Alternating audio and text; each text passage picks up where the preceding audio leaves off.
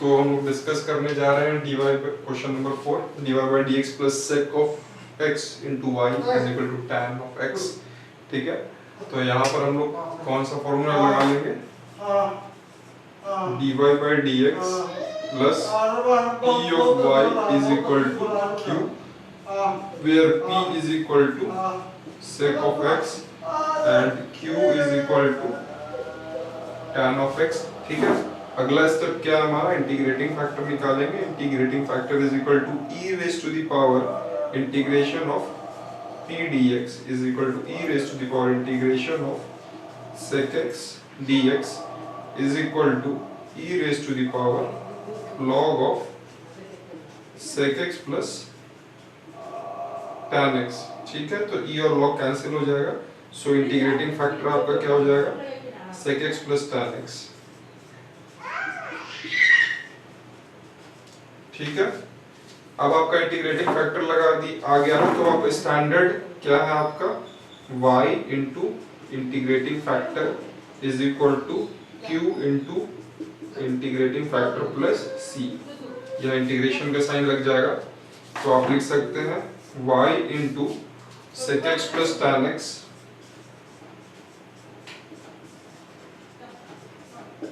Is equal to integration of q आपका क्या है tan x into sec x plus tan x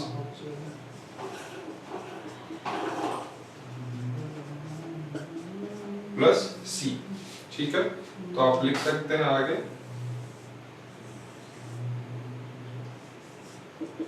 y into sec x plus tan x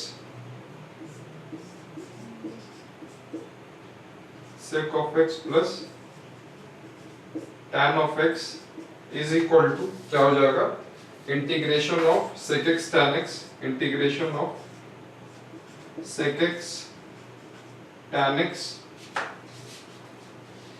plus integration of tan square x plus c। ठीक है, is equal to क्या लिख सकते हैं, sec x tan x का इंटीग्रेशन क्या होता है, sec x और tan स्क्वायर x को क्या लिख सकते हैं, sec square x minus 1 dx plus c। ठीक है, तो आपका हो जाएगा sec x प्लस sec स्क्वायर x का इंटीग्रेशन क्या होता है, tan x और 1 का integration minus x plus c. तो आपका आंसर आ गया y into sec x plus tan x is equal to sec of x plus tan of x minus x plus c। तो आई होप आपको समझ में आ गया होगा। हम लोग एक बार आंसर चेक कर लेंगे, y into sec x plus tan x is equal to sec x plus tan x minus x plus c is your answer. तो ठीक है, हम लोग proceed, I hope you have understood, तो हम लोग प्रोसीड कर सकते हैं नेक्स्ट क्वेश्चन में। ओके,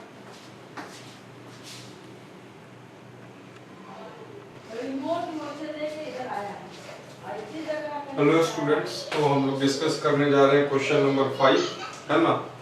तो आपका क्वेश्चन नंबर 5 है cos square x dy by dx plus y is equal to tan of x।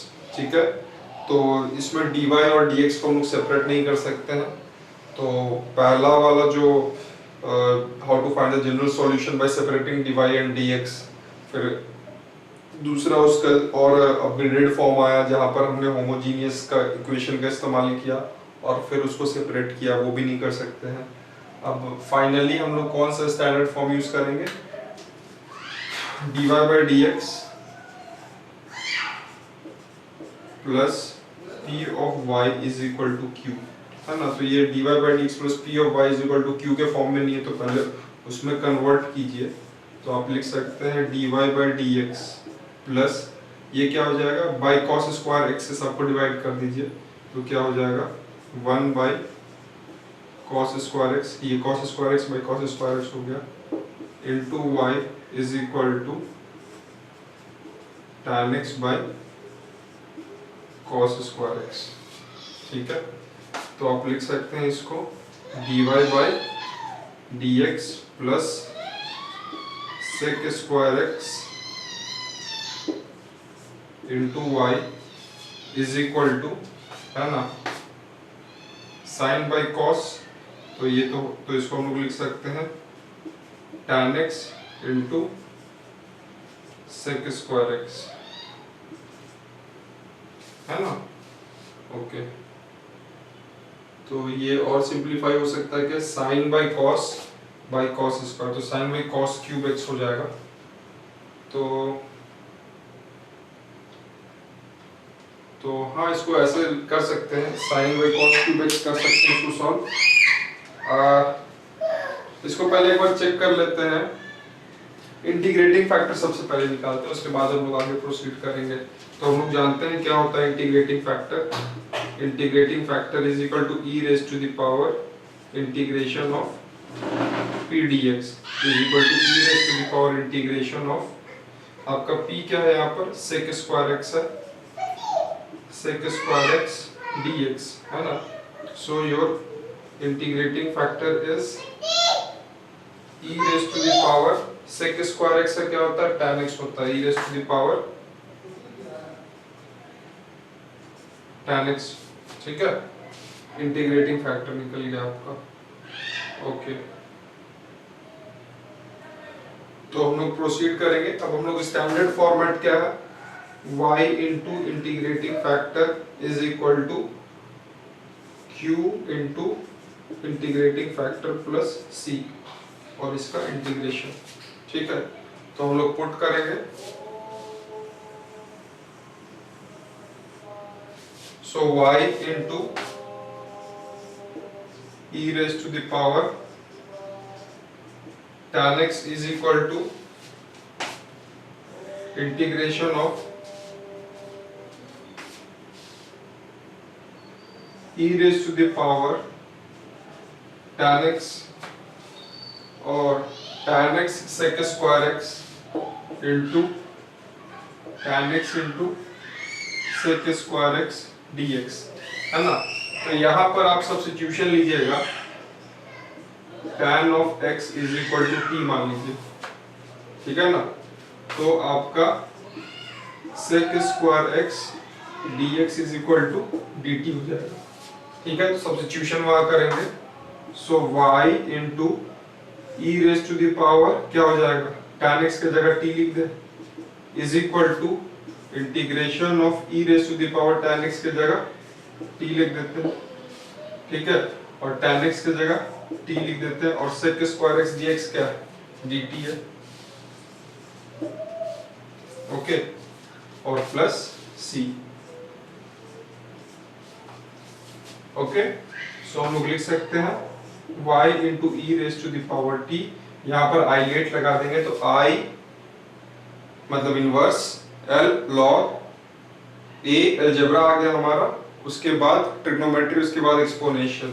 तो पहले algebra t integration of e raise to the power t dt minus integration of d by dt of t integration of e raise to the power t dt whole dt, ठीक है।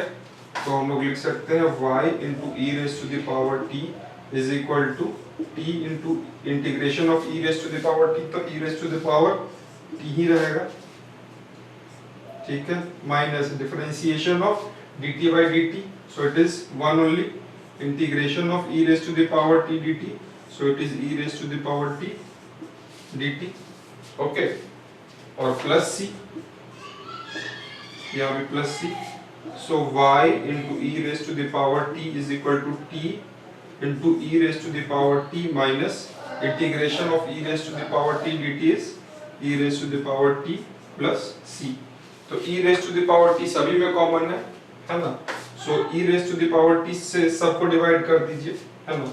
तो आप लिख सकते हैं y is equal to t minus 1 plus c into e raise to the power minus t, है ना। सबसे डिवाइड कर देंगे तो c के नीचे आ गया e raise to the power plus t, ऊपर आ गया e raise to the power minus t। अब t का वैल्यू क्या है, tan x है, तो आप लिख सकते हैं y is equal to tan x minus 1 plus c into e raised to the power minus tan x।